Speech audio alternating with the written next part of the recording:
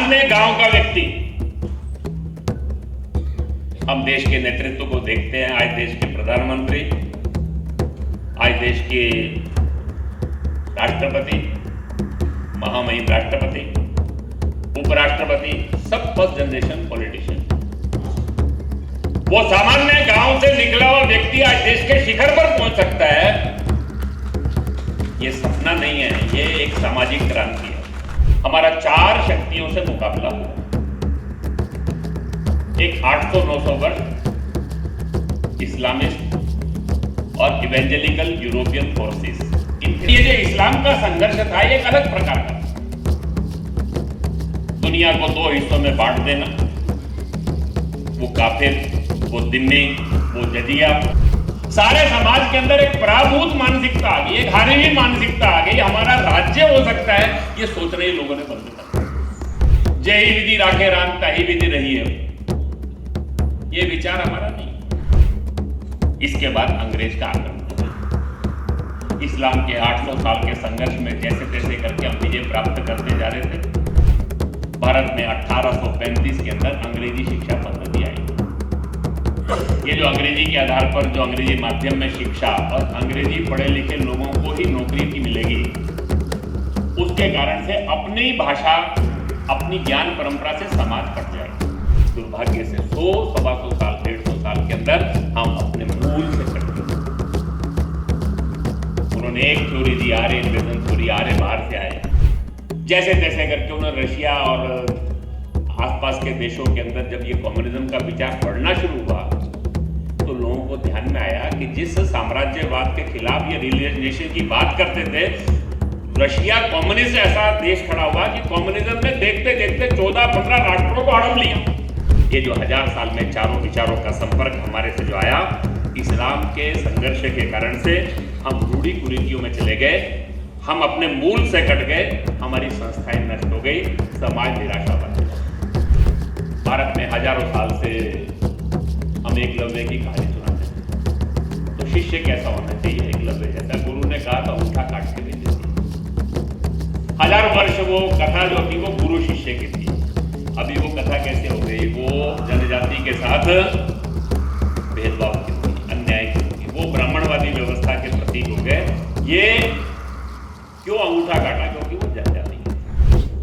उनको सबको ध्यान आ गया चारों शक्तियों के अंदर कि ये हिंदुत्व का विचार ऐसे ही बढ़ता रहा, तंत्र, समाज और कल्प विचार में भी आ गया, तो हम समाप्त हो जाएंगे। और इसे 3 बातें सबको ध्यान में आ गई। मैं चर्चा करते समय विश्व के और उसकी पूर्व भूमिका में चर्चा नहीं करूंगा। मैं केवल अपने देश के अंदर सीमित रहते हुए ही सारी बात को रखूंगा। हमारे लिए एक बड़ा सौभाग्य का अवसर आया। 2 वर्ष पूर्व हमने स्वाधीनता का अमृत महोत्सव मनाया।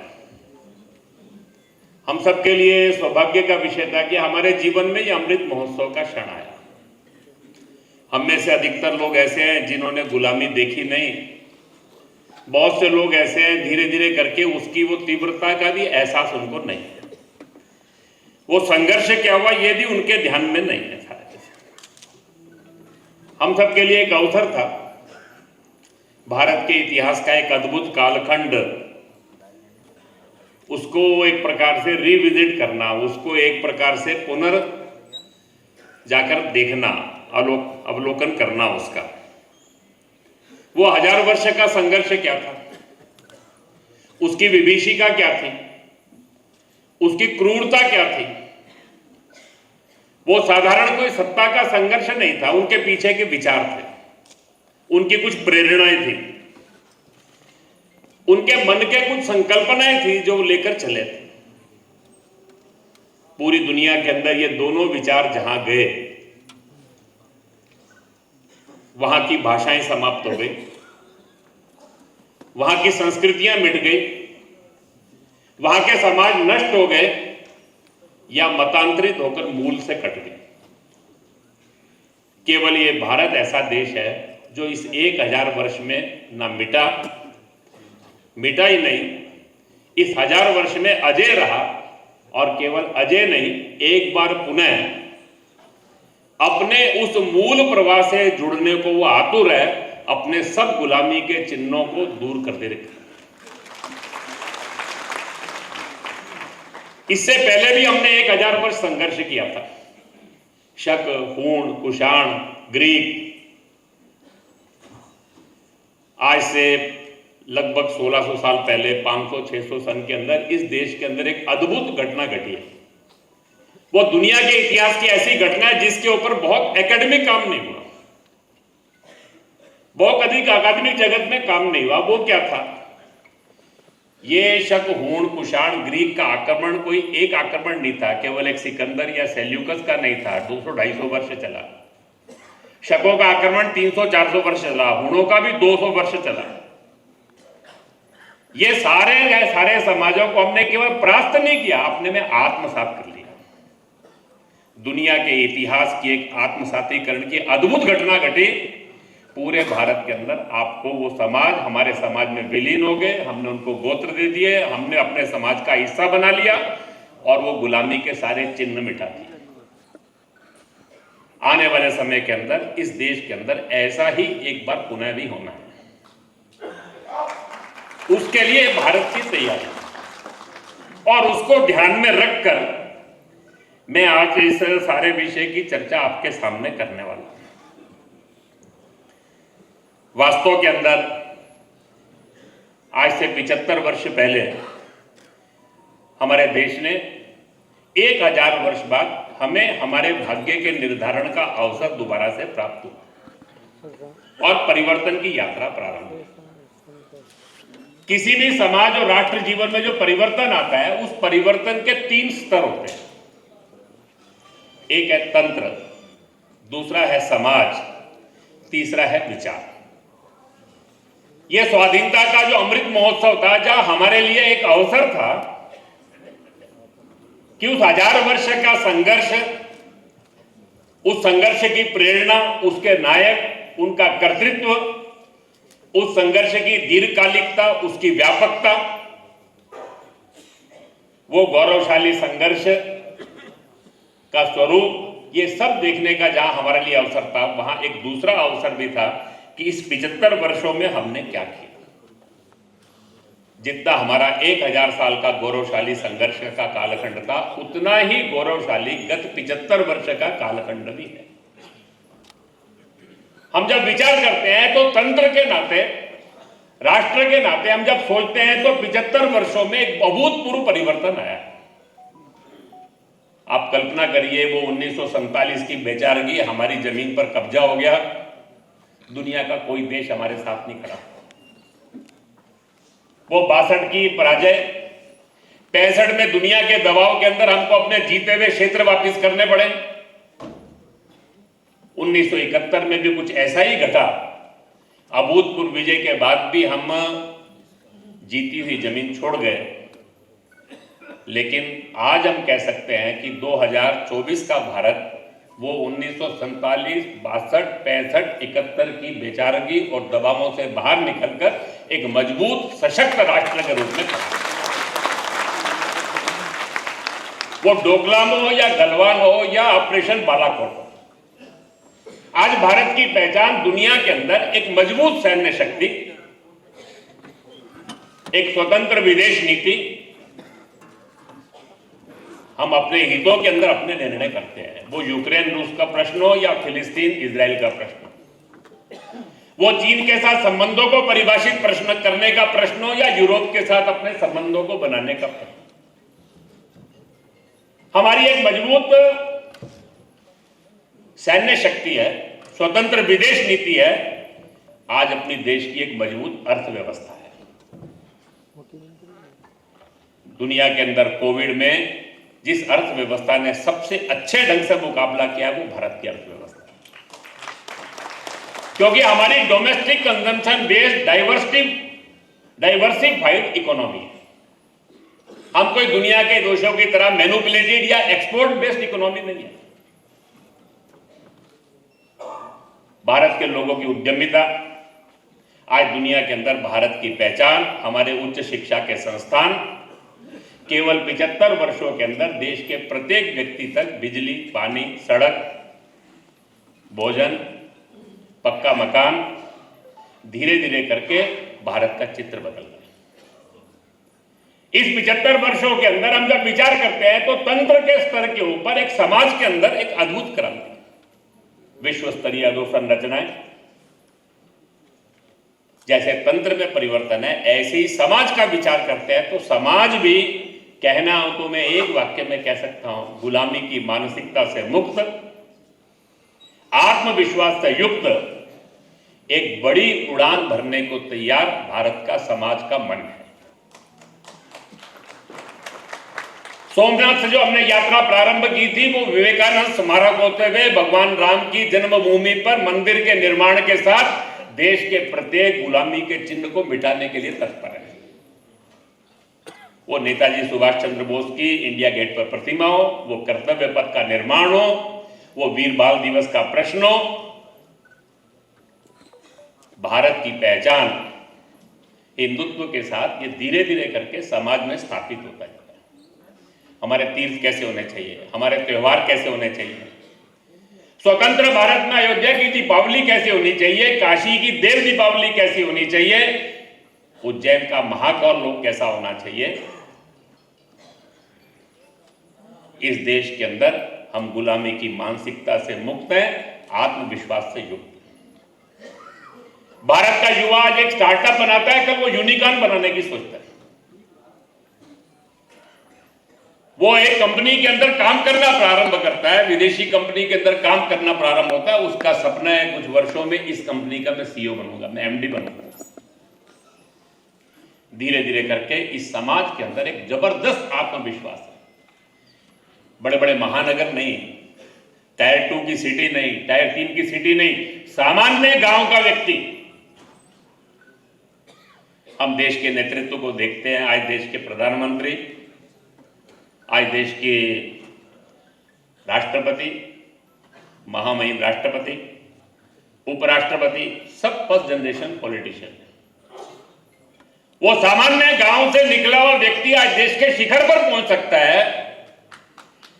ये सपना नहीं है, ये एक सामाजिक क्रांति है। केवल 75 वर्षों के अंदर ही अनुसूचित जाति समाज, जनजाति समाज, भारत की महिला, वो 1000 वर्ष का जो हमारे देश का बैगेज है उसमें से बाहर निकलकर देश की प्रगति के अंदर अपना योगदान हर क्षेत्र में निभाने के लिए सक्षम होकर तत्पर हो गया है।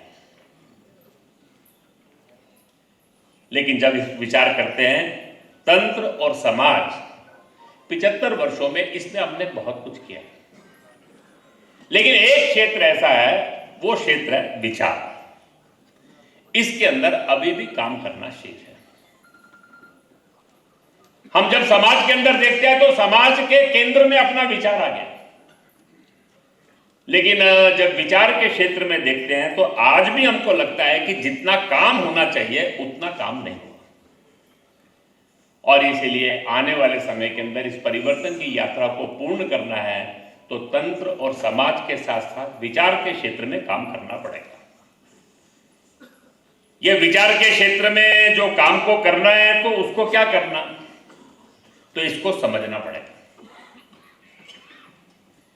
वास्तव के अंदर ये जो विचार के क्षेत्र का यात्रा को पूरा करना है तो उसके 3 भाग हैं। 1000 वर्ष, ये जो सारी शक्तियां जो आई, ये केवल शक्तियां शासन की नहीं थी। हमारा 4 शक्तियों से मुकाबला हुआ। एक 800-900 वर्ष इस्लामिस्ट और इवेंजेलिकल यूरोपियन फोर्सेस, इनके साथ हमारा संघर्ष हुआ, उसका कुछ प्रभाव हुआ। गत 100 वर्ष के अंदर दुनिया के अंदर 2 विचार चले। एक कम्युनिज्म का विचार, धीरे धीरे करके आज जो कल्चरल मार्क्सिज्म के रूप में दुनिया के अंदर पहचाना जाता है, और उसी समय प्रोटेस्टेंट क्रिश्चियनिज्म से एक दूसरा विचार निकला, ग्लोबल मार्केट फोर्सेस। पिछले 100 वर्षों के अंदर दुनिया के अंदर सबसे अधिक प्रभाव इन 2 विचारों का है। इसका भी प्रभाव हमारे पर आ गया। वास्तव के अंदर 1000 वर्ष के इस संघर्ष के अंदर तंत्र और समाज के स्तर पर हम मुकाबला करें लेकिन विचार के स्तर पर जितना मुकाबला होना चाहिए था वो नहीं हुआ। उसका कारण यह है, ये जो आक्रमण है, इन आक्रमणों की हमको स्पष्टता नहीं है और उसके प्रभाव के अंदर हम अपने विचार से भी कट गए। और इसीलिए इस सारे वैचारिक परिदृश्य की चर्चा करते समय मैं आपके सामने 3 बातें रखूंगा। एक, जिन शक्तियों से हमारा संघर्ष हुआ, 1000 साल में क्या हुआ, उनकी प्रेरणाएं क्या है, वो क्या करना चाहते हैं। दूसरा, आज उनके सारे इस आक्रमण का स्वरूप क्या है, वो चुनौती का स्वरूप क्या है, जिसको सामने लिखा गया चुनौतियां। और तीसरी बात, हमारा विचार क्या है, जिस विचार को हमको स्थापित करना है और उसके लिए हमको क्या करना होगा। ऐसे ये 3 बातों की चर्चा मैं आपके साथ इस समय करूंगा। एक 700-800 साल जो हमारे यहाँ इस्लाम का संघर्ष चला, वास्तव में ऐसा संघर्ष हमने कभी देखा नहीं था। मैंने पहले ही कहा, शकों से लड़े, हूणों से लड़े, कुषाणों से लड़े, ग्रीकों से लड़े। वो राज्यों के लिए संघर्ष थे, साम्राज्य बनाने के लिए संघर्ष थे। लेकिन ये जो इस्लाम का संघर्ष था, ये एक अलग प्रकार का था। दुनिया को 2 हिस्सों में बांट देना, वो काफिर, वो दिम्मी, वो जजिया, वो हमने कभी देखा नहीं। मंदिरों का ध्वंस करना,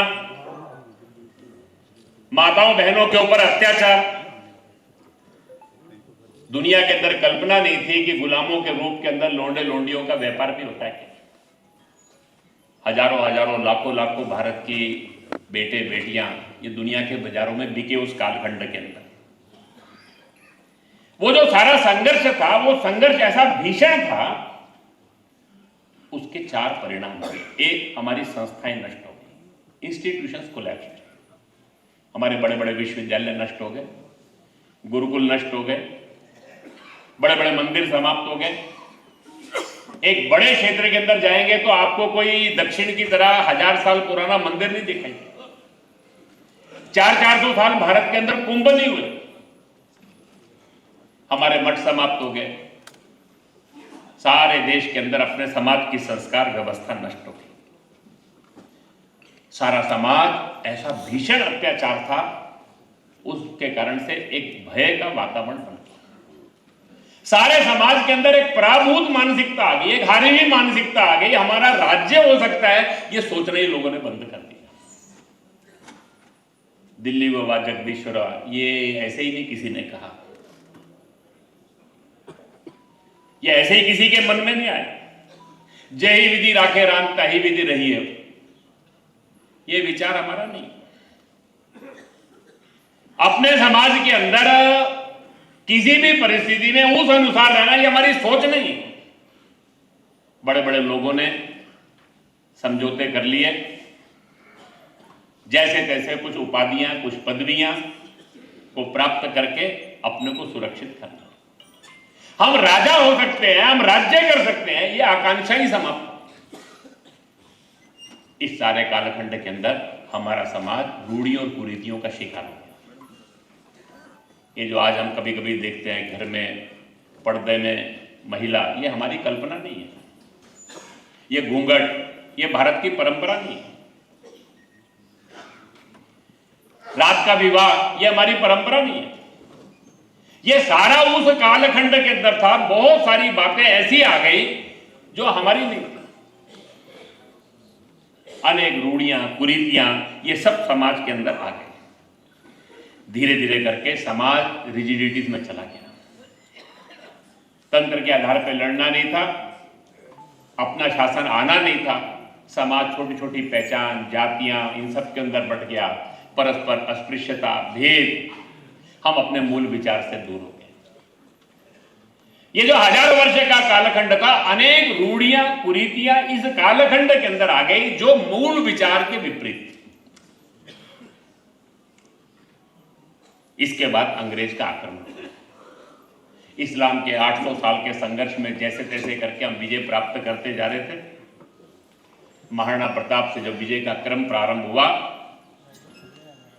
वो विजय का क्रम बढ़ते हुए शिवाजी, दक्षिण के अंदर बढ़ते हुए वो छत्रसाल, वो फिर दिल्ली के आसपास के सारे क्षेत्र, उत्तर, दक्षिण, पूर्व, पश्चिम, सब तरफ स्वतंत्रता का भाव जागृत हुआ। उसी समय अंग्रेज का आक्रमण हो गया। ये जो अंग्रेज का आक्रमण था, उनके लिए एक आश्चर्य था कि 700-800 साल के अंदर भी इस्लाम इस देश के अंदर यहां के विचार को समाप्त क्यों नहीं कर सका। उनको ध्यान में आ गया कि यहां की ताकत सत्ता में नहीं है, केवल शासन से ये समाप्त होने वाले ये नहीं। और इसलिए उनका जो आक्रमण था वो सर्वंकष आक्रमण था।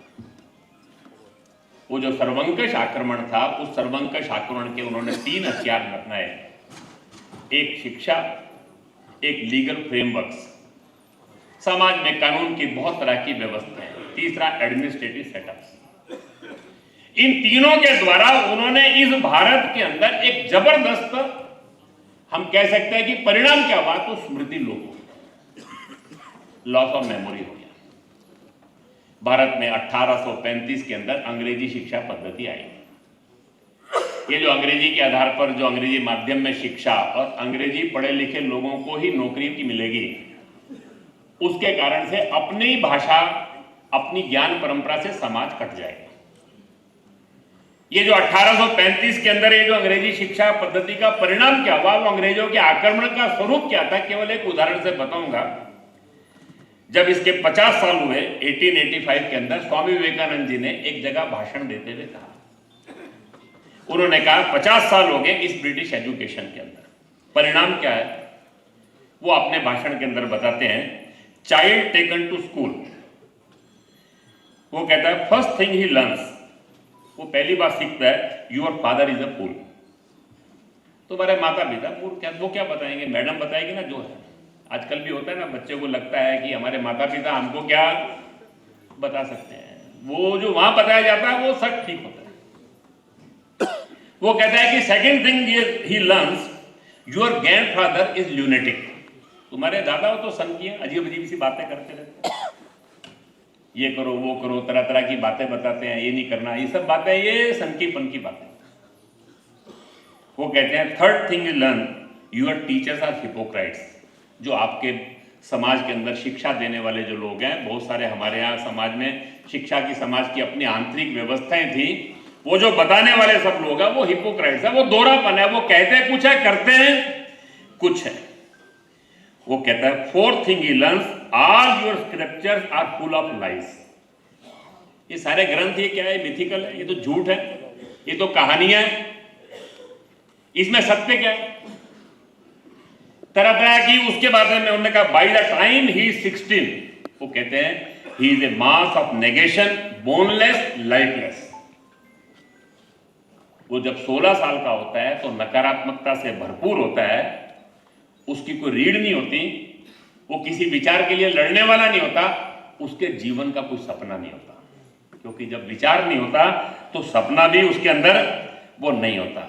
वो कहते हैं not an original man is produced in last 50 years in all the 3 presidencies, 3 presidency थी उस समय, मद्रास, कलकत्ता और बॉम्बे, जिसमें ये अंग्रेजी शिक्षा लागू हुई थी। उन्होंने कहा 50 साल के अंदर एक भी, उन्होंने कहा कि भारत का मौलिक व्यक्ति इसमें से पैदा नहीं। ये जो अंग्रेजों का आक्रमण था, ये एक आक्रमण ऐसा था, हमारे देश के एक बड़े विचारक हुए धर्मपाल जी, वो कहते थे भारत का ग्रेविटेशनल सेंटर वो भारत से बदलकर यूरोसेंट्रिक हो गया।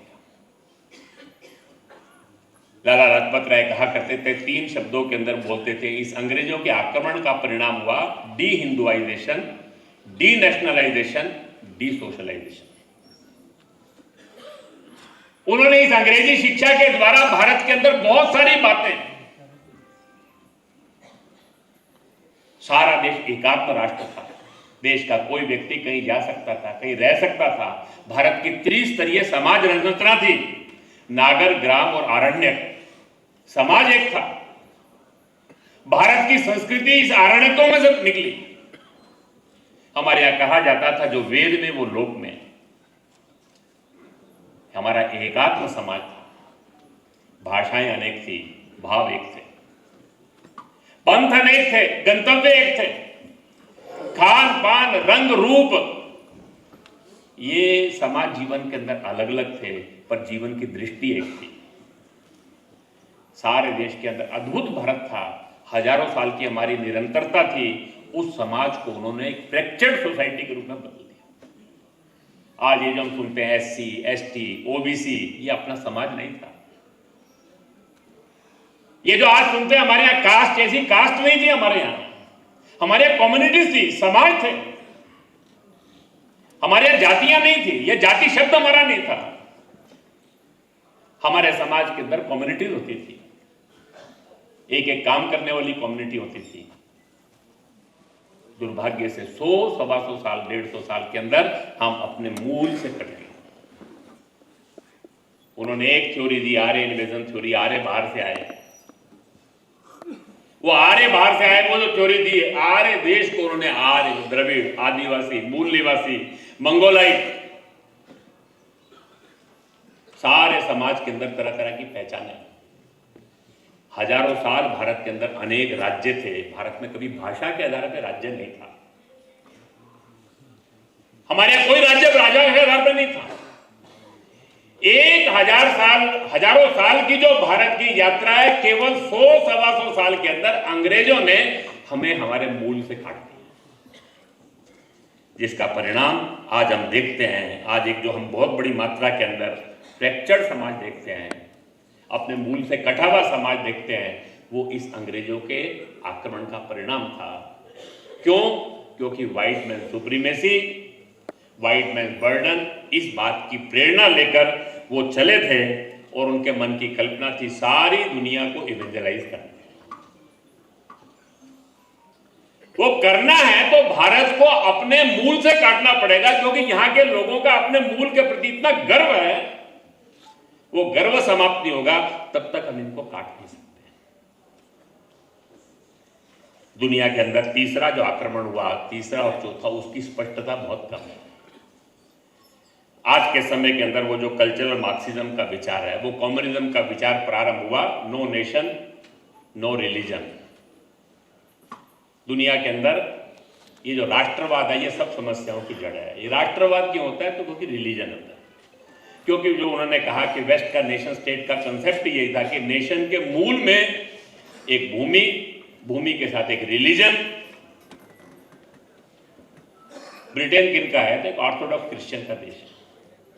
फ्रांस किनका है? तो कैथोलिक्स का है। तो उसका एक रिलीजन होता है। रिलीजन झगड़े की जड़ होता है। तो उन्होंने कहा दुनिया को सुखी बनाना है तो there should be no nation no religion. और तीसरा वो कहते हैं कि सारे समाज के अंदर एकता समानता लेकर आनी है।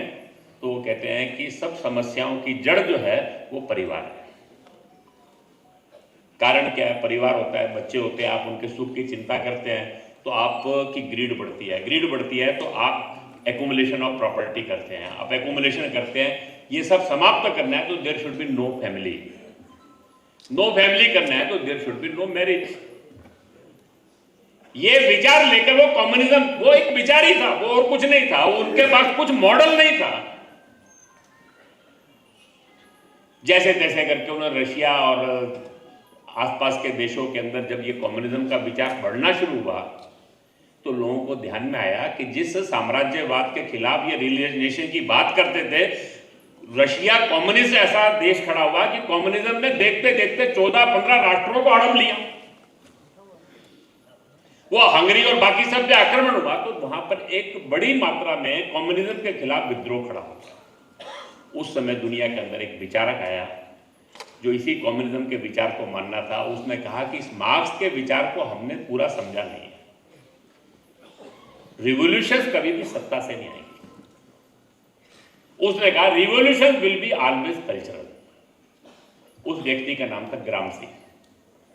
वो इटली के अंदर सेकेंड वर्ल्ड वॉर के समय जेल में बंद था। उस समय उसने बहुत लेखन किया। वो जो ग्रामसी नाम का जो व्यक्ति था, उसने कहा कि दुनिया के अंदर आपको एक नई कल्चर बनानी है। तो कल्चर बनानी है, if you want to create a man of new culture then you have to deconstruct the existing one। अगर आज की जो संस्कृतियां उसको आप मिटाओगे नहीं तो आप कभी नई कल्चर नहीं बना सकते। उन्होंने कहा किसी भी राष्ट्र की शक्ति जो होती है उसकी संस्कृति में होती है। उसने एक शब्द प्रयोग किया, कल्चर इज एन हेगोमनी, ये वर्चस्व है। उन्होंने कहा रशिया के अंदर कम्युनिज्म आया, लेकिन वो रशियन नेशनलिज्म ने उस कम्युनिज्म को अपने में हजम कर लिया। उन्होंने कहा जो संस्कृति होती है इसकी बहुत बड़ी ताकत होती है, हर राष्ट्र के अंदर उसकी एक हेगमनी है, वो कल्चर है, उसको समझना है। जब तक आप उसको समाप्त नहीं करोगे तब तक आप क्रांति नहीं ला सकते।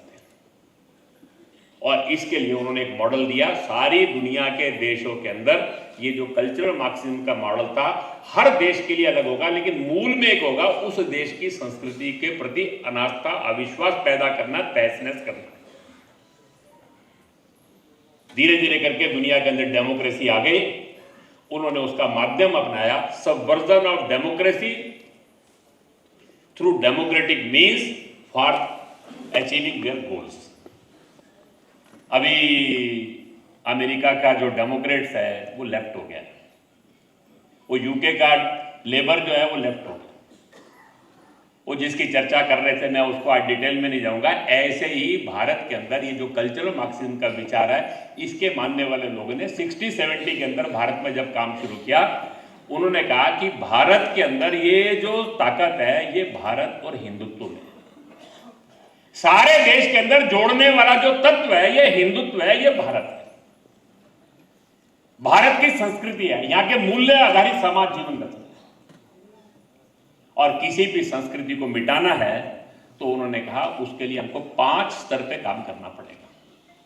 बहुत डिटेलिंग में आज मैं उसमें नहीं जाऊंगा, लेकिन केवल बातें बताऊंगा। पहली बात है चैलेंजिंग द हेगमनीज, हर समय आप इस वर्चस्व को चुनौती दो।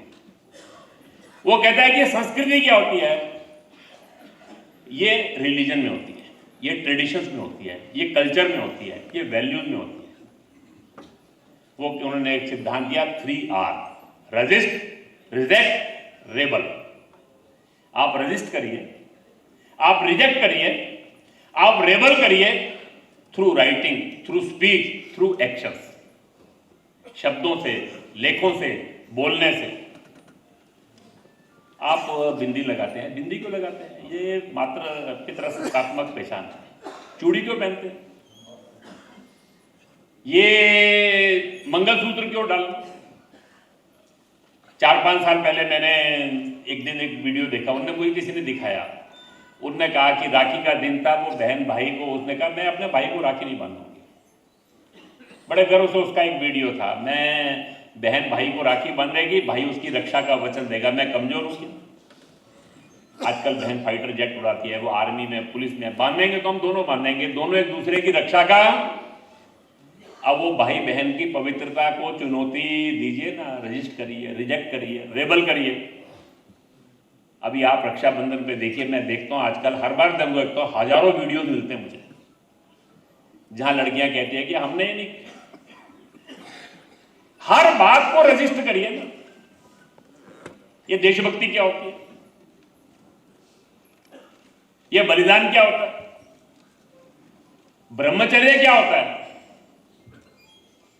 जिस देश के अंदर देश का मूल्य था संयम, ब्रह्मचर्य, वहां पर आज extra marital relation, pre marital relation, living, ये सब बातें होती है। विवाह क्या होता है? Resist, reject, rebel. हर बात को रिजेक्ट करिए, हर बात पे रजिस्ट करिए। क्रिएट द बाइनरीज, समाज को बांट दो, बाइनरीज खड़ी कर दो, पुरुष महिला, राम सीता, राम ने सीता के साथ अन्याय किया। समाज के अंदर स्वर्ण और समाज के अंदर दलित, ये सब आप कितनी बाइनरीज खड़ी कर सकते हैं, उत्तर दक्षिण। समाज के अंदर भेद खड़े करिए, संघर्ष खड़े करिए, बाइनरीज खड़ी करिए, हर एक को प्रिविलेज दिखाइए, एक को सबऑर्डिनेट दिखाइए। बेटा बेटी, माता पिता, सब और संतान। कभी कभी चलता है ना, बच्चे कहते हैं कि हमारे निर्णय हम करेंगे, आपने अपनी जिंदगी जी ली। समाज के अंदर कितनी बाइनरीज को खड़ा कर सकते हैं सारे उसमें से। तीसरी बात है क्रिएट द न्यू आइडेंटिटी, समाज में नई नई पहचानें खड़ी करिए। बहुत सारे नए नए शब्द हम सुनते हैं, ओबीसी, दलित, ये सब ये न्यू आइडेंटिटीज है। लेस्बियन, गे, एलजीबीटी, समाज में नई पहचानें खड़ी कर सकते हैं क्या? और उसको मूल विचार के विपरीत खड़ा कर दीजिए। समाज जीवन के अंदर गुण, सरना, भील, सब तरह तरह की समाज की पहचानों को हम खड़ा कर सकते हैं क्या समाज के अंदर? और फिर उन्होंने कहा एक बहुत बड़ा काम हमको करना पड़ेगा, सारे समाज के अंदर ये जो किसी भी राष्ट्र की व्यवस्था होती है उसके अंदर अस्थिरता पैदा करनी होती है, तो वहां के नेतृत्व के प्रति, संस्थाओं के प्रति अनास्था पैदा कर दो। भारत में सन्यासियों के प्रति आस्था है, वो अनास्था बदल दो। आज शासन में जो लोग हैं उनको आप उनके प्रति अनास्था बना दो। हर समाज के अंदर कुछ फॉल्ट लाइन्स होती है, कोई भी समाज होगा उसमें कुछ कमियां रहेंगी। वो जो फॉल्ट लाइन्स हैं उन फॉल्ट लाइन्स को डाइसेंशन में बदल दो, डाइसेंशन को डिवीजन में बदल दो, डिवीजन को संघर्षों में बदल दो, समाज में अनार्की खड़ी कर दो, अराजकता खड़ी कर दो। आप देखेंगे देखते देखते बहुत आंदोलन आपको दिखाई देते हैं सारे समाज के अंदर। और उन्होंने कहा ये सारा करते समय फिर भी इस विचार की बड़ी ताकत है, इसके विरोधी जितनी शक्ति है सबको आपको नेटवर्क करना पड़ेगा। धीरे धीरे करके सारी दुनिया के अंदर ये जो कल्चरल मार्क्सिज्म का विचार है, हर देश के अंदर उसकी मूल संस्कृति को चुनौती दे। उसी समय दुनिया के अंदर एक नया विचार भी खड़ा हुआ, प्रोटेस्टेंट क्रिश्चियनिज्म का, ग्लोबल मार्केट फोर्सेस का। जैसे उन्होंने एक मॉडल दिया ऐसे ही इन्होंने भी कहा, उन्होंने कहा कि ये सब शासन के हाथ में चला जाए। उन्होंने कहा नहीं ये नहीं, जिसको कैपिटलिज्म कभी कभी कह देते हैं, उन्होंने कहा शासन नहीं, कोई नियंत्रण ही नहीं होना चाहिए। अमेरिका उसका एक बड़ा एक्सपेरिमेंट के रूप में उन्होंने एक देश के रूप में विकसित करने का प्रयास किया। वो जो इमिग्रेशन की प्रॉब्लम आई, उन्होंने कहा कि दुनिया में कोई नियंत्रण होना ही नहीं चाहिए, लेशे इकोनॉमी की बात उन्होंने की। Free flow of capital, workforce, market. दुनिया में ना मार्केट पे नियंत्रण हो, ना वर्कफोर्स पे कोई कहीं जा सकता है, जहां जिसकी प्रतिभा के अनुसार उसको अवसर मिलता है वो वहां जाए। वो फ्री फ्लो ऑफ कैपिटल चाहिए, कोई प्रतिबंध नहीं चाहिए। डेमोक्रेसी किस लिए चाहिए? तो there should be political democracy to protect rights of individual. सबसे महत्व की बात क्या है? वो राइट्स ऑफ इंडिविजुअल है। बच्चे का राइट है, बेटी का राइट है, पति का राइट है, हर एक राइट है। किसी की ड्यूटी भी है क्या? और इसीलिए अमेरिका एक राइट बेस्ड सोसाइटी बन गई। इसलिए वहां समाज में इंडिविजुअलिज्म ही है। वो स्वतंत्रता का मतलब स्वतंत्रता नहीं, वो इतनी स्वतंत्रता होगी कि वो स्वच्छंदता में बदलेगी। मैं जो चाहे सो करूं। समाज के अंदर इक्वालिटी इक्विटी में बदल गई, वो जेंडर न्यूट्रलिटी में बदल गई। वो जो आज वोकिज्म के रूप में खड़ा हुआ, जो बिडेन जिस समय राष्ट्रपति बने, पहला ऑर्डर उन्होंने दिया कोई भी पुरुष अपने को महिला डिक्लेयर करके महिलाओं के शौचालय में भी जा सकता है, बस उसको डिक्लेयर करना पड़ेगा। उसके परिणाम वहां सब देखे ना। ये जो सारा जो समय ये विचार है सब, ये आज बहुत सारी चीजें हमारे को ध्यान में आती हैं कि अपने समाज में क्या हो रहा है, लोग क्या बोल रहे हैं, क्या कर रहे हैं। ये बोल रहे हैं, जो कर रहे हैं, हर एक के पीछे एक विचार है, उनकी एक रणनीति है, उनकी एक परिकल्पना है समाज की, उनके मन में कुछ करने का एक स्वरूप है। ये सारी बातों को समझना पड़ेगा। ये जो 1000 साल में चारों विचारों का संपर्क हमारे से जो आया, इस्लाम के संघर्ष के कारण से हम रूढ़ी कुरीतियों में चले गए, हम अपने मूल से कट गए, हमारी संस्थाएं नष्ट हो गई, समाज निराशावादी। अंग्रेजों का जो आक्रमण था उसके कारण से समाज समृद्धि लोप का शिकार हो गया। हम कंफ्यूज हो गए, भ्रमित हो गए, हमारे पर ही विश्वास समाप्त हो गया। अपने मूल से कटने के कारण से हमारी पहचान क्या है, इसको लेकर ही हमारे मन में प्रश्न खड़े हो गए। ये पिछले 100 साल के अंदर जो 2 विचार आए, इसके कारण से दुनिया के अंदर विमर्शों की भाषा बदली, हमारी भी लैंग्वेज ऑफ डिस्कोर्स ईडियम बदल गई। मैंने कहा ना, जिस देश के अंदर ब्रह्मचर्य, संयम, कर्तव्य, धर्म, ये सब बातें होती थी, आज वहां पर हमारे मूल्य बदल गए। आज राइट्स की बात होती है, चॉइस की बात होती है, माई बॉडी माई राइट, मैं फैसला करूं मुझे क्या पहनना, क्या खाना, क्या करना। ये सब जो बातें हैं, ये अपनी ऐसी सोसाइटी नहीं थी कंफ्यूज से हम अपने प्रति अशेम्ड हो गए इन दो विचारों के कारण। वास्तव के अंदर ये जब इस वैचारिक परिदृश्य की हमको चर्चा करनी है तो इस वैचारिक परिदृश्य की चर्चा करते हुए हमको इस 1000 वर्ष के अंदर ये सब शक्तियों का जो प्रभाव हुआ है, ये प्रभाव को भी समझना और ये शक्तियों का स्वरूप क्या है, उनका विचार क्या है, उनकी रणनीति क्या है, वो करना क्या चाहते हैं, ये भी समझना। लेकिन ये जो सारी शक्तियां हैं, इनके आज के षड्यंत्र का स्वरूप क्या है, इसको समझिए।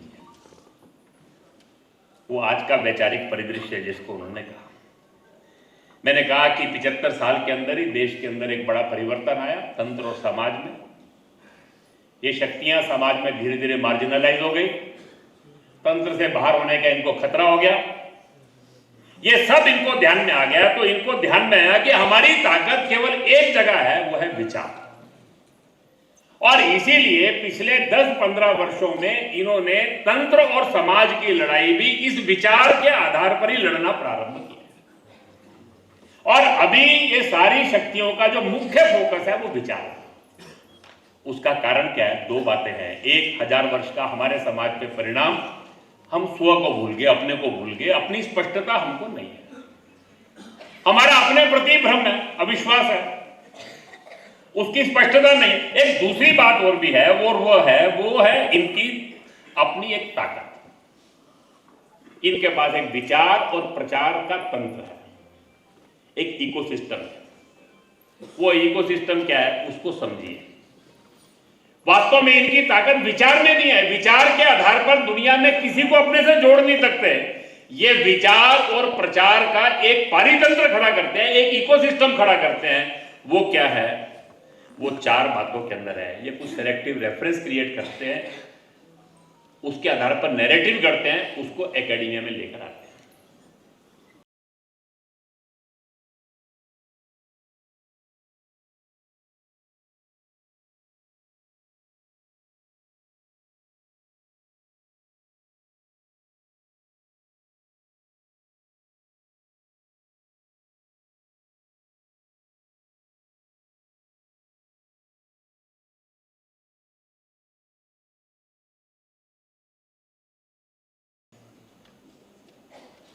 अब ये विमर्श बदल गया। वो तुलसीदास महिला विरोधी थे, वो शूद्र विरोधी थे। सारे भारत ने इस्लाम की लड़ाई इस वैष्णव आंदोलन और रामचरितमानस के आधार पर की। अभी राम तो सेलेक्टिव रेफरेंस खड़े करना, उस रेफरेंसेस के आधार पर नैरेटिव गढ़ना, उन नैरेटिव के आधार को एकेडमिया में स्थापित कर देना, उस एकेडमिया को इंटेलेक्चुअल डिस्कोर्स में ले जाना, उसके लिए फिल्म बनाना, उसके लिए लेखन करना, उसके लिए भाषण देना, गोष्ठियां करना, उसके लिए फोरम खड़े करना, ऐसे लिखने पढ़ने वालों को सम्मानित करना। साहित्य था, वो दलित साहित्य हो गया, वो महिला साहित्य हो गया, वो जनजाति साहित्य हो गया,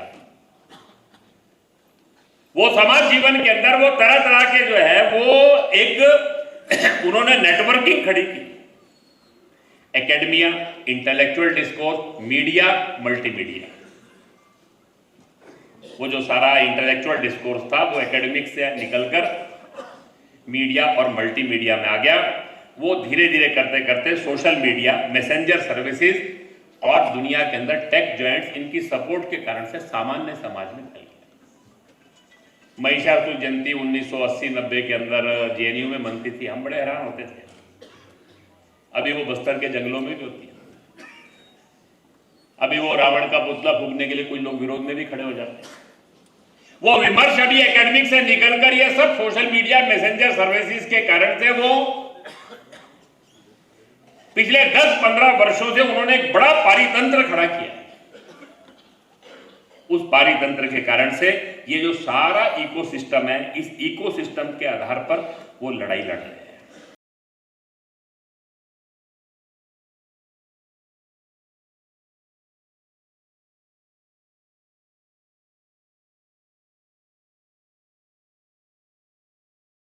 एक, अब ये उनके अस्तित्व का संघर्ष है।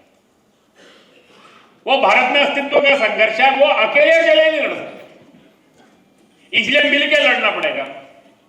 और मिलकर लड़ना पड़ेगा। और ये मिलकर लड़ना है तो लड़ने का माध्यम केवल विचार है। ये विचार के आधार के ऊपर ही, इस पारितंत्र के आधार के ऊपर ही लड़ाई लड़नी है। और लड़ाई किससे है? तो 3 कॉमन एनिमी है, भारत, हिंदू और संघ और इन सब संगठनों का जो जाल है। देश में बढ़ता हुआ देशभक्ति का भाव, समाज में इन संगठनों के प्रति बढ़ता विश्वास, समाज में हिंदुत्व को जानने, पहचानने, समझने, उसके आधार पर जीने की इच्छा, ये जो सारे देश के अंदर ये जो तीनों विचार, तीनों बातें बढ़ रही है, ये उनको चुनौती ध्यान में आ गई। और इसके लिए उन्होंने ये जो आज लड़ाई है, 3 तरह के मूवमेंट शुरू किए, narrative based movement, ground activities based movement, electoral movement. तीनों के आधार पर वो तंत्र, समाज और विचार में वो अपने इस संघर्ष को लड़ रहे। सारे देश के अंदर उन्होंने जो नैरेटिव बेस्ड मूवमेंट खड़े किए, योजनाबद्ध ढंग से उनका एक पद्धति चलती है, फ्रेमिंग, प्रोपेगेशन, इमोल्यूशन। किसी को भी एक आरोपित कर दीजिए, कुछ बात उस पर चिपका दीजिए, उसको प्रचार के माध्यम से समाज में ले जाइए और फिर लगातार बोलते जाइए। बहुत सारी बातें आप सुनते हैं ना आजकल, वो संघ तिरंगा का विरोध करता है, संघ संविधान का विरोध करता है, ये तरह तरह की बातें, वो कुछ आरोप चिपका दीजिए, उसका आधार होने की जरूरत नहीं है। फिर आप बोलते जाइए, लगातार बोलते जाइए, उसके लिए आप एक नेटवर्क खड़ा कर लीजिए।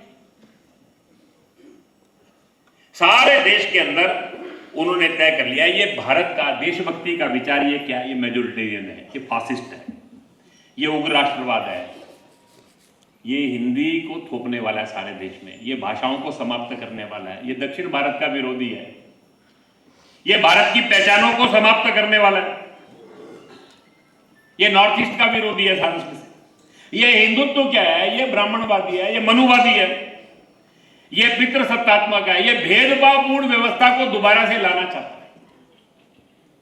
ये और कुछ हिंदुत्व का विचार नहीं है, ये अनुसूचित जाति, जनजाति, महिला, इन सब का विरोधी है।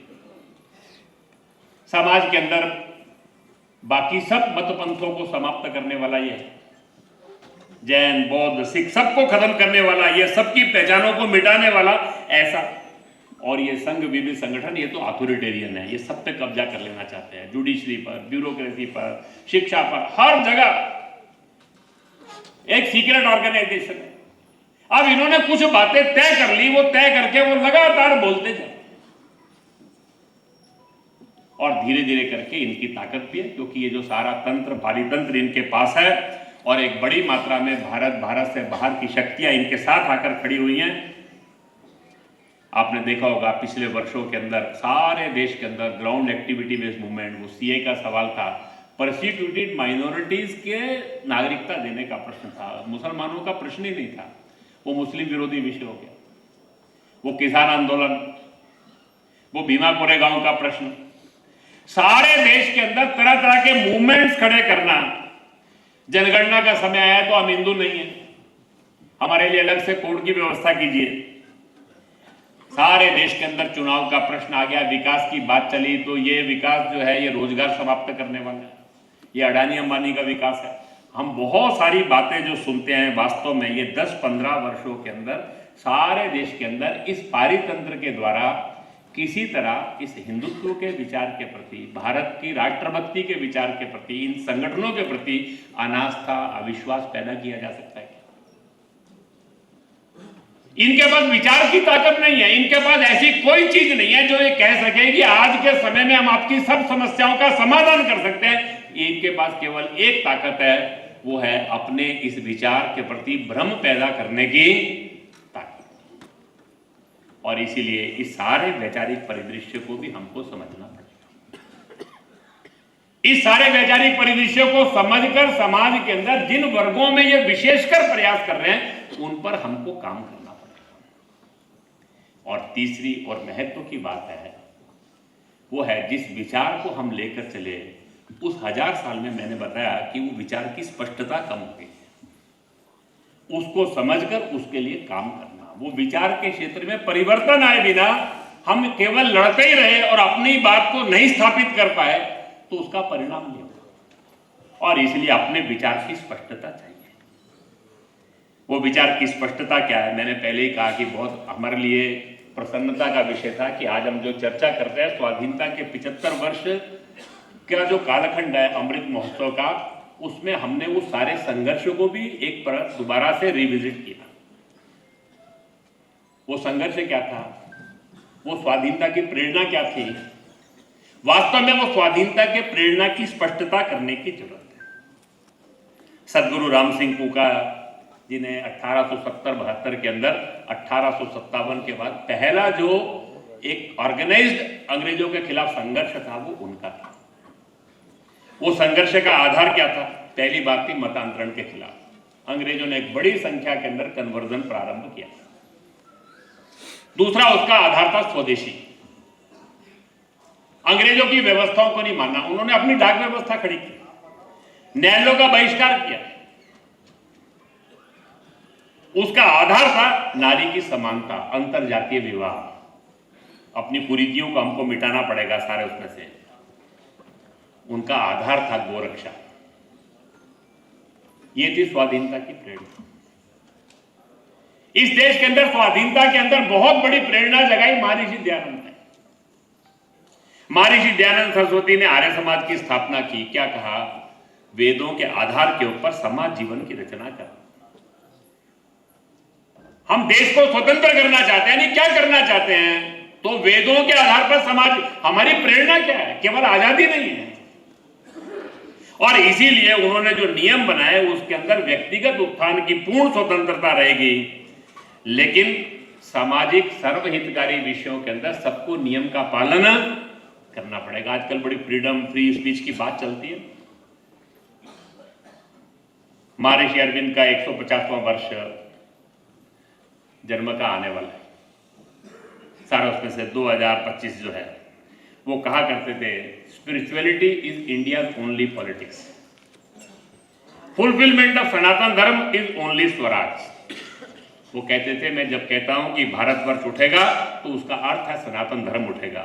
जब मैं कहता हूं कि भारत महान होगा तो उसका अर्थ है कि सनातन धर्म बढ़ेगा और संसार में छा जाएगा। धर्म के लिए, धर्म के द्वारा ही भारत का अस्तित्व है। ये हमारे स्वाधीनता आंदोलन के नायक है ना, जिनसे प्रेरणा प्राप्त करके लोग क्रांति के मार्ग पर आगे बढ़े। त्याग और बलिदान की बातें जिन्होंने कही, डॉक्टर एनी बेसेंट ने कहा, without Hinduism India has no future, Hinduism is the soil in which India roots are struck. Hinduism वो मिट्टी है जिसके अंदर भारत के रूट्स है सारे उसमें से। रविंद्रनाथ टैगोर ने कहा, God has given a separate question paper for every society. उन्होंने कहा हर एक के लिए अलग क्वेश्चन पेपर है। यू कैन नॉट पास गास्ट test by copying others copy. आप दूसरे की नकल करके पास नहीं कर सकते।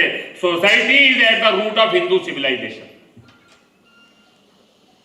वास्तव के अंदर हमको ये जो स्वाधीनता के आंदोलन की प्रेरणा थी, ये स्वाधीनता के आंदोलन की प्रेरणा को समझने की जरूरत है। और इसीलिए जिन्होंने स्वाधीनता का सारा संघर्ष चलाया, इस संघर्ष का आंदोलन का 3 भाग थे। 1857 के बाद भारत के अंदर अंग्रेजों का शासन स्थापित हो गया।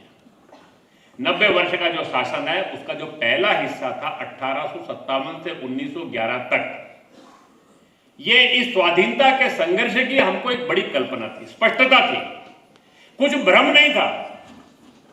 हम केवल स्वाधीनता की लड़ाई नहीं लड़ रहे थे, हम स्वत्रयी के लिए लड़ रहे थे। स्वधर्म, स्वराज्य, स्वदेशी। और इसीलिए उस कालखंड के अंदर हम आजादी की लड़ाई लड़ रहे थे, गुरुकुल कांगड़ी बना रहे थे, डीएवी बना रहे थे, विश्व भारत बना रहे थे, बनारस हिंदू विश्वविद्यालय बना रहे थे, पूना में डेक्कन कॉलेज बना रहे थे। हम अपने राष्ट्रीय विद्यालय खो रहे थे।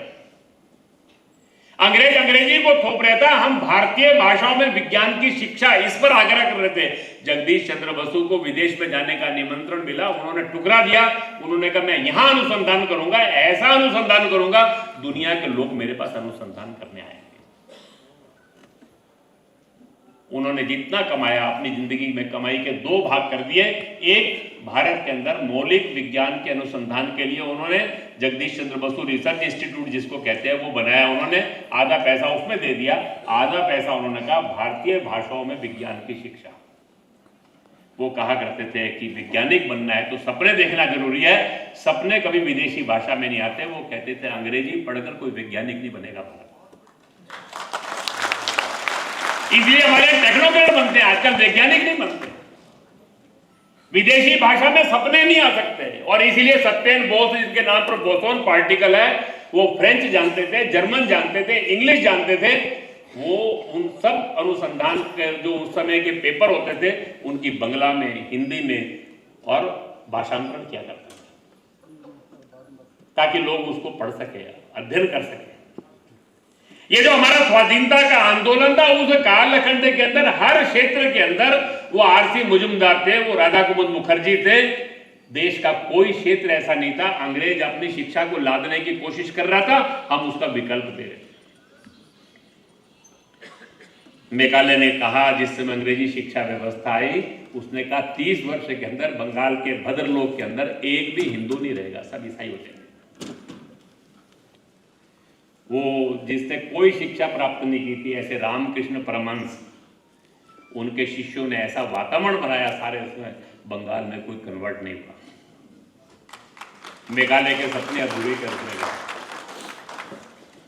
हमारे स्वाधीनता के संघर्ष की प्रेरणा वंदे मातरम थी, उपनिषद थे, गीता थी, रामायण थी, राम राज्य था। हम केवल स्वाधीनता के लिए नहीं लड़ रहे थे, हम स्वधर्म, स्वदेशी, स्वत्रेयी, इसलिए हम चरखा चला रहे थे, खादी पहन रहे थे, विदेशी कपड़ों का बहिष्कार कर रहे थे, विदेशी विद्यालयों को छोड़ रहे थे, अपने और व्यापार की संस्थाएं बना रहे थे। ये स्वत्रयी के आधार पर चलने वाला जो संघर्ष है, धीरे धीरे करके ये संघर्ष जो है ये इसमें परिवर्तन आ गया। 1811 से लेकर 1911 से लेकर 1930 तक ये थोड़ा भ्रम का कालखंड था। ये जिसको नरम गरम कहते हैं, नरम गरम कुछ नहीं था। ये वो प्रेरणा क्या है, वो विदेश से पढ़कर आए हुए जो लोग हैं उनको अपने विचार की स्पष्टता नहीं रही, और धीरे धीरे करके वो स्वत्रयी का आंदोलन जो था वो मुस्लिम तुष्टिकरण, हिंदू मुस्लिम एकता की मृगमरीचिका, ये सबका राष्ट्र, स्वाधीनता के स्थान पर किसी भी तरह डोमिनियन स्टेटस मिल जाए, सेल्फ रूल मिल जाए, समझौते। जिस समय नेहरू जी ने रेजोल्यूशन ऑफ इंडिपेंडेंस लिखा, गांधी जी ने कहा बड़ी प्रसन्नता की बात होती अगर आप इसको राम राज्य की बात करते हैं। नेहरू जी ने उनको उत्तर दिया, गांधी जी मैं आपका बहुत सम्मान करता हूं, लेकिन मुझे लगता है कि दुनिया बहुत बदल गई है। मुझे ऐसा नहीं लगता कि राम राज्य में ऐसी कोई बड़ी बात थी जिसको आज हमको दोबारा प्राप्त करना चाहिए। ये जो अंग्रेजी शिक्षा में से पढ़कर निकले हुए जो लोग थे, धीरे धीरे करके तंत्र पे जो हावी होते चले गए, 1930 के बाद ये नेतृत्व में आ गए। और इसलिए उसके बाद ये हमारा आंदोलन जो स्वत्रयी का संघर्ष था, जैसे जैसे आजादी, और आजादी के लिए विभाजन भी होता है तो स्वीकार, हम मजहब के आधार के ऊपर बंगाल के विभाजन को स्वीकार नहीं किया, लेकिन देश के विभाजन को केवल 40 साल बाद स्वीकार कर लिया। ये कैसे हो गया? किसी भी तरह स्वाधीनता तो मिले। जयदयाल गोयनका जी ने उस समय 1948 के अंदर एक कल्याण में एक लेख लिखा, एक नया राष्ट्रवाद। वो कहते हैं Nehru ji trying to force a new nation without Hinduism. वो भारत में एक नई तरह का राष्ट्रवाद लाना चाहते हैं। वास्तव के अंदर स्वाधीनता प्राप्ति तक आते आते विचार के स्तर के ऊपर ये भ्रम की जो स्थिति थी ये बहुत ज्यादा हो गई, और पिछले 75 वर्षों के अंदर तंत्र और समाज के अंदर बहुत परिवर्तन आने के बाद भी ये जो विचार के अंदर जो है एक बड़ा हमको संघर्ष सारे देश के अंदर दिखाई देता है। और उसके कारण से आज जब हम समाज को देखते हैं तो समाज के अंदर एक अजीब प्रकार का द्वंद्व दिखाई देता है। धर्म के आधार पर स्व प्रेरणा से चलने वाला समाज है, समाज पाप पुण्य पर चलता है, लेकिन ये जो तंत्र है, रूल ऑफ लॉ, एरोगेंस, दंड, भय, इसके आधार पर हम देश में शासन चला रहे। हर बात के ऊपर जुर्माना करना, हर बात पे दंड देना। यह समाज प्रेरणा से चलेगा, धर्म पर चलेगा, या समाज डर से चलेगा?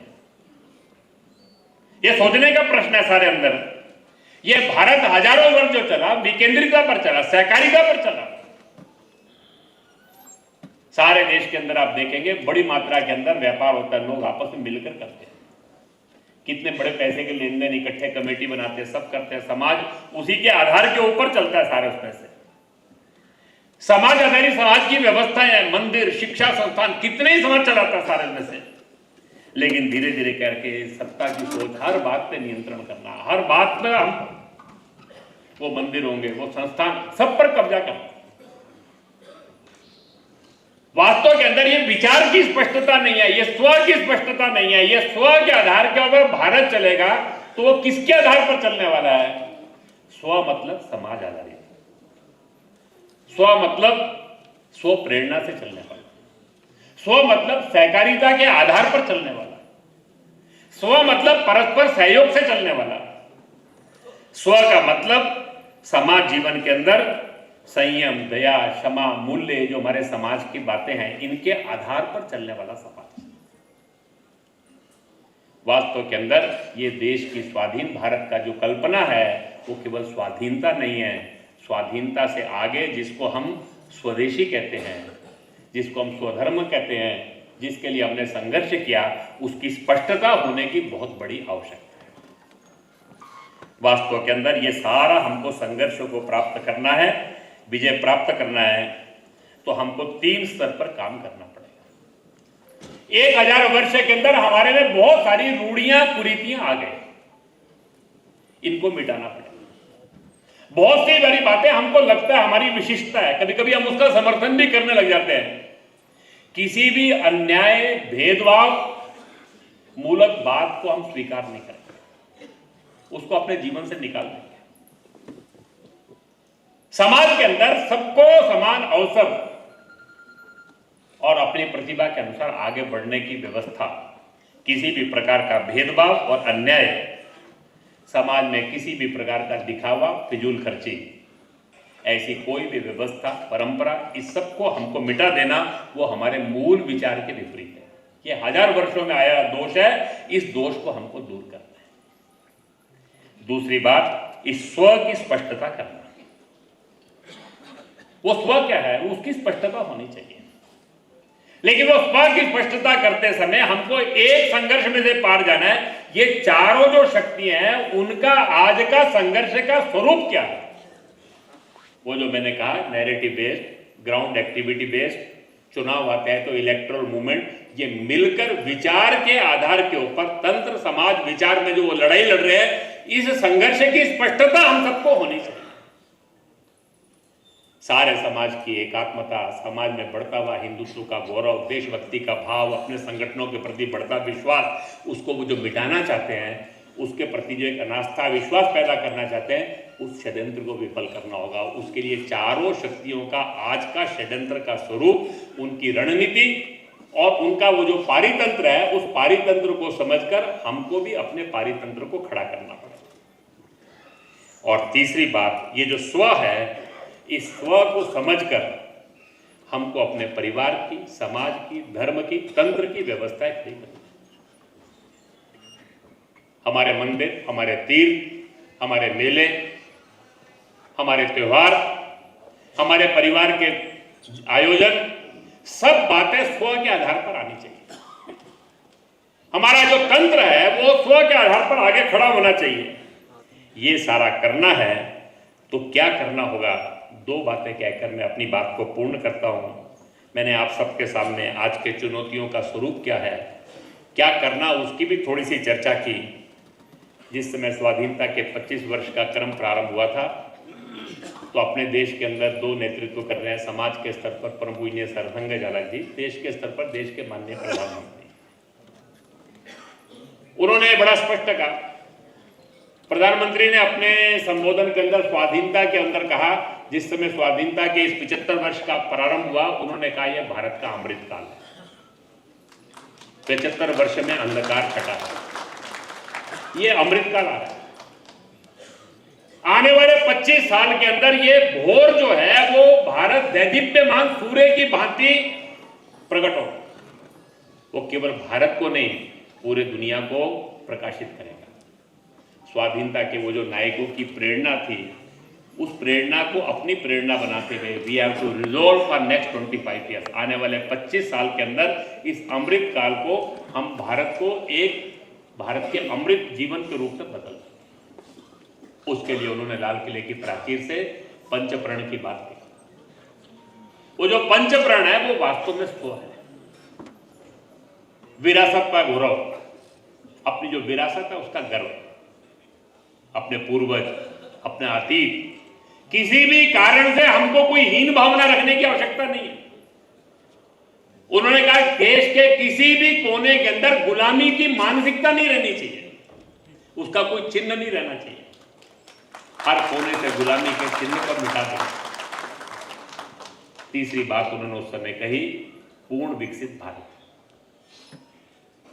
केवल कुछ लोगों का विकास नहीं, पूर्ण विकसित भारत चाहिए, हर क्षेत्र के अंदर चाहिए। एकजुटता और एकता, एक राष्ट्र, एक जीवन, हम सब एक हैं। सब भेदों से निकलकर we the people of Bharat, हम भारत के लोग, हमारी केवल एक पहचान है। कोई जाति नहीं, कोई भाषा नहीं, कोई प्रांत नहीं, कोई मतपंथ नहीं, हमारी एक पहचान है, हम भारत के लोग। और पांचवी बात उन्होंने कहा, नागरिक कर्तव्य, सिविक ड्यूटी, कर्तव्यों के प्रति आबद्ध समाज। परम पूज्य सरसंघ चालक जी ने भी 2021 के विजयदशमी के संबोधन में सबको आह्वान करते हुए कहा, उस आह्वान के अंदर उन्होंने कहा, आज से 75 साल पहले हमने स्वाधीनता से स्वतंत्रता की यात्रा प्रारंभ की थी। स्वाधीनता 75 साल पहले मिली, स्वतंत्रता नहीं। ये जो स्वतंत्रता की यात्रा है, आने वाले 25 सालों के अंदर हमको ये स्वतंत्रता की यात्रा को पूर्ण करना है, स्व के आधार पर भारत का। और उन्होंने भी कहा पंच परिवर्तन। एक सी बात है, उन्होंने राष्ट्र के लिए आह्वान किया। पूज्य सरसंघ चालक जी ने व्यक्ति के जीवन, परिवार, आचरण और स्वभाव, राष्ट्र को बदलना है, समाज को बदलना है तो अपने से शुरू करना है। देश के प्रत्येक व्यक्ति, परिवार, समाज, जीवन के प्रत्येक घटक के अंदर पंच परिवर्तन की उन्होंने बात की। सामाजिक समरसता युक्त आचरण, किसी भी प्रकार का अन्याय, भेदभाव ये समाप्त कर देंगे। हमारी पहचान सामाजिक समरसता की है। ईशावास्य विदम सर्वम, सब में एक है। तुझ में राम, मुझ में राम, सब में राम समाय। कोई छोटा नहीं, कोई बड़ा नहीं, किसी भी प्रकार का भेद नहीं। मूल्य आधारित समाज, जिसको उन्होंने कुटुंब परिबोधन कहा, परिवार के मूल्य, परस्पर प्रेम, अपनापन, समाज जीवन मूल्यों पर चलना चाहिए।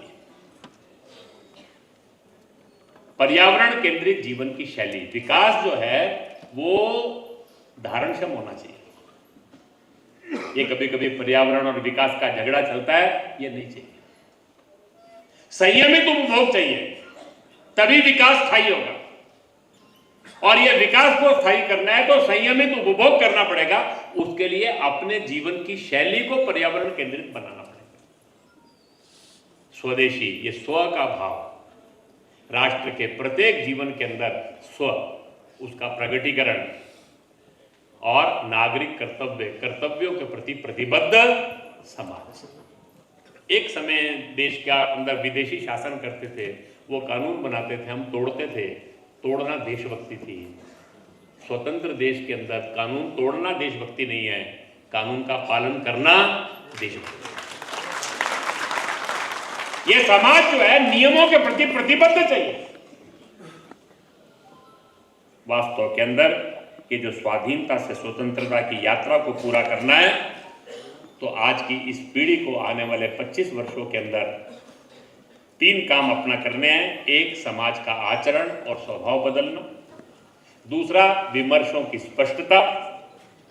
ये जो शक्तियां जो इस सारे विमर्शों को और चुनौती दे रही हैं, उन शक्तियों की स्पष्टता करते हुए उनको निर्णायक तौर पर अपने में आत्मसात कर लेना और उसके साथ साथ स्व के आधार के ऊपर, जिसको पंडित दीनदयाल जी ने कहा पुरानी नींव नया निर्माण, जिसके लिए उन्होंने शब्द प्रयोग किया कि शाश्वत मूल्यों के आधार के ऊपर काल सुसंगत युगानुकूल समाज की व्यवस्थाओं का निर्माण करना, ये काम हमको करना है। इसके लिए इस सारे वैचारिक परिदृश्य को समझते हुए हम सब लोग अपनी अपनी भूमिका को स्वीकार करें, इतना अनुरोध करते हुए इस अवसर पर मैं अपने इस विषय को पूर्ण करता हूँ।